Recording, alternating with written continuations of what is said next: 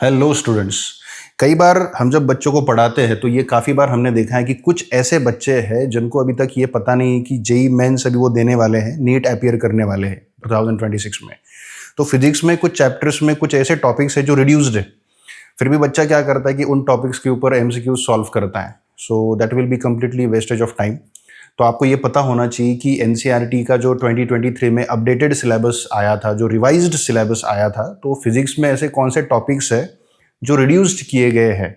सो देखिए यहाँ पे सारे टॉपिक्स मेंशन्ड किए गए हैं। सबसे पहला ग्रेविटेशन चैप्टर में जियो स्टेशनरी सैटेलाइट है।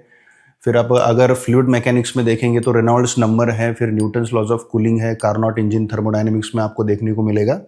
वेव्स के अंदर अगर आप देखेंगे फोर्स्ड एंड डैम्ड ऑसिलेशंस, जो ऑसिलेशंस चैप्टर आप पढ़ते हैं उसके अंदर ये टॉपिक आ जाता है। डॉपलर इफेक्ट है, कलर कोडिंग इन रजिस्टर्स, ये करंट इलेक्ट्रिसिटी के अंदर आ जाता है। देन उसी के अंदर पोटेंशियोमीटर भी रिड्यूस्ड है।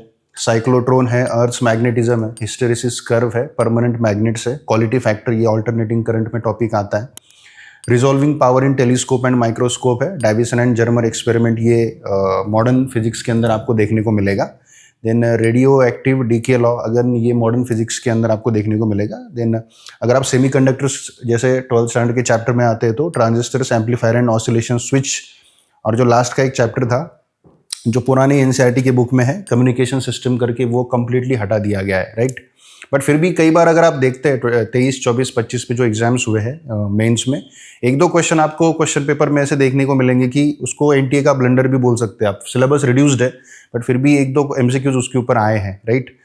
तो मैं तो यही रिकमेंड करूंगा कि सबसे पहले तो आप प्रयास करिए कि जो आपका एनसीईआरटी का लेटेस्ट सिलेबस है उसको अच्छे से पढ़िए, उसको अच्छे से करिए। अगर आपके पास बहुत ज़्यादा टाइम बचता है, आपने बहुत अच्छा पढ़ाई किया है, देन इन कुछ टॉपिक्स को आप देख सकते हैं, right. So this is very much important thing that you should know the reduced syllabus in NCERT. Okay, thank you so much.